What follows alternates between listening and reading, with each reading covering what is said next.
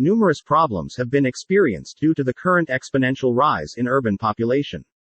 Such challenges include insecurity and disaster management. It is therefore critical that new and efficient ways of disaster management are realized. Drone technology has been used in many applications due to their flexibility and cost-effectiveness in executing tasks. Such applications include goods delivery, data collection, surveillance, and tracking. This paper proposes an autonomous first response drone-based Auto-FRD smart rescue system. Auto-FRD paradigm uses drones to provide quick response to critical situations in a smart city setting.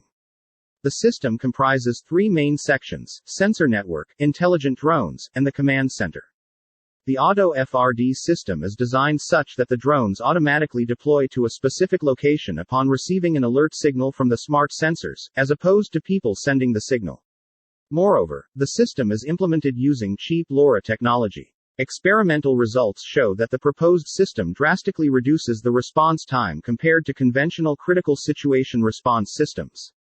Additionally, the data collected by the drones prove to be extra valuable when analyzing the critical situation.